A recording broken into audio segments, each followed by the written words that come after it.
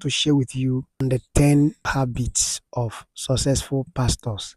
10 habits of successful pastors.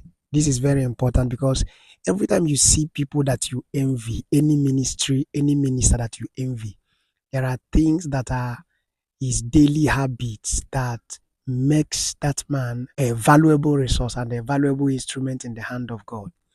God is interested in using you, but God does not want to use you just the way you are. There are habits, there are disciplines, daily disciplines that becomes the platform that makes you effective in discharging your ministry duty. Your attitude determines your altitude. Your attitude in life determines your altitude. That's why every man of God, every minister must be very conscious of the things and the way he lives his life. If you are not conscious of it, a lot of things are going to go wrong with time in your ministry. When you see men of God, when you see ministers that are doing powerfully fine, it's not like everyone is that powerful. I was speaking with a man of God the other day. He said to me, he said, I am not the most gifted among my friends. I am just like someone that is diligent. He told me that he had friends that he himself was envying. He was envying them. He wanted to be like them. But today, those friends are nowhere to be found. Not just because of grace or whatever, just because they were not diligent to build some habits, to use some habits to surround their lives. That habit that they are using to surround their lives are the things that will now be the reason why they will find themselves in certain places in life. Number one, as a minister, you must have a serious and unusual, unquenchable appetite for God. You must have unquenchable appetite for God. I was reading a book by Bishop David Oyedepo. He was saying something how that at 17 years he went to a particular village for a 71 days assignment just because he loved God. When he reached there for that assignment, he discovered that there was no church, and he swore that he will not leave this town until he has built a church for them. And then from his little income, he started building the church, started raising the church. I want to tell you something that is a sign that someone has appetite for the things of God, zeal. The Bible said in the book of John at chapter 2, the Bible said when Jesus entered the temple, he saw people buying and selling and he began to chase them away. The disciples remembered that the Bible said concerning the Messiah that the zeal of the Lord's house has eaten me up. Zeal, unusual, unquenchable desire for God and for the things of God is what a man of God needs. The day your zeal dies, that's the day your ministry becomes stagnant. Stagnation is not as a result of anything if not lack of zeal. Once there is no passion, the ministry begins to die. So a man of God must labor to preserve himself. A man of God must labor to keep his zeal intact. A man of God must labor not to allow anything that the devil is using to quench and be an obstruction.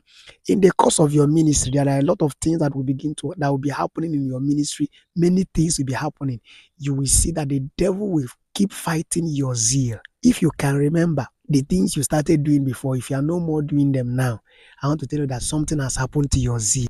Zeal is what ensures that the same speed you started is the same speed you end with. The same speed you started with is the same speed you end with. Fight to protect your zeal. There are many things that keeps a man's zeal intact. One of them is to keep building that daily habit that brought that zeal in the first place. If there is a sermon that increases your zeal, that sermon, you should keep that sermon handy. When I was growing up, there was something Apostle Gideon Odoma taught us during our ministry training. He said that there is a book or there is a message that maybe each time you listen to that message used to do something to you that keeps you on fire. That kind of message should not be thrown away. After listening to that message, keep that message, store it somewhere, keep it somewhere, so that anytime you begin to notice a reduction in your zeal frequency, you can go back to that message. I have a book written by Bro Billy Akani. The name of that book is What God Looks For in His Vessel. I have one in my office, I have one in my room, and I have one with me all the time. You know why? Each time I read this book, I have passion to serve God accurately. I have passion to follow the patterns and the principles of God. I don't joke with that book.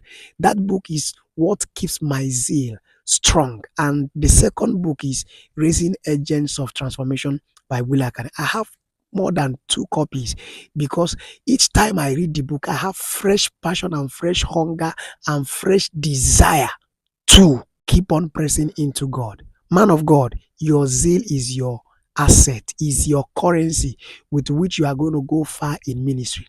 If you know what God is doing with your life, keep being zealous.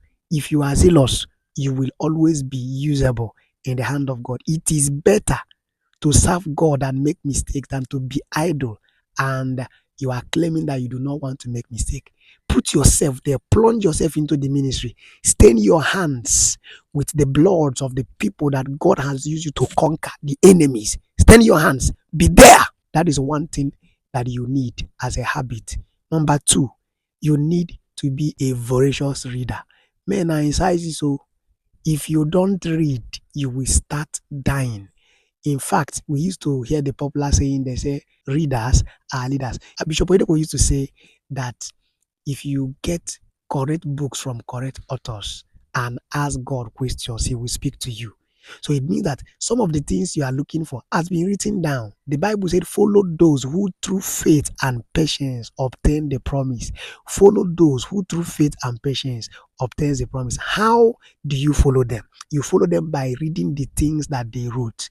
A man of God that has a closed book is not going to be fresh. If you don't read books, you won't be fresh. So one of the habits a man of God must imbibe in, must carry as a daily habit is a habit of reading every day, every week, every month. There should be a book that you are reading. I want to ask you something. If you are watching this video from the depth of your heart, can you please drop the name of the book that you are reading? I listened to Apostle Femi Lazarus. I listened to Apostle Mike Oropo. And one of the days I was listening to Apostle Femi Lazarus, he mentioned the books that changed him. Some of the secrets of great men are in their books. The secrets of great men are in their books. Stop looking for mantles. Stop looking for things that were not lost. Go and find the book of the man that you are following. What did he write? You must be a voracious reader, a heavy reader. If you don't read, you will start dying. Reading makes people to be ahead. In fact, they used to tell us in those days that when a man reads wide, that man is even more intelligent than some wise people in his company. If you know how to read, then you will know how to be in charge. As a minister, you should know a little about everything that has to do with life. A little. That you are a pastor does not mean that the only thing you should know should be Bible. You should know a little about health, a little about relationship, a little about finances, a little about marriage, a little about how to raise children, a little about deliverance. Not just the Bible only. Know things about life, know things about politics, know things about the government that you are under. And you can't know these things if you don't read. Get newspapers at times and read. Get books that has to do with your calling, read. Now listen, read books concerning your assignment more than you read any other book. You see, when we are saying that you should read, we are not trying to say that you should stop reading the Bible. You have to live in the Bible and visit other books. You see, live in the Bible, visit other books. A voracious reader is a heavy and a weighty leader. If you are 24 years, you should have read 24 books on your assignment in life. If you are 30 years, you should have read 30 books on your assignment in life. If you are an apostle, you should have read books that is twice or that is the same as the number of your age that has to do with that your calling. By the time you read one book on the apostolic ministry, second book, third book, fourth book, fifth book, by the time you are reading 15 books, you would have come to the point that you know a lot about your apostolic calling. I want to see you some other time as we continue this discussion in the next video. God bless you. Please comment, like, and share. God bless you.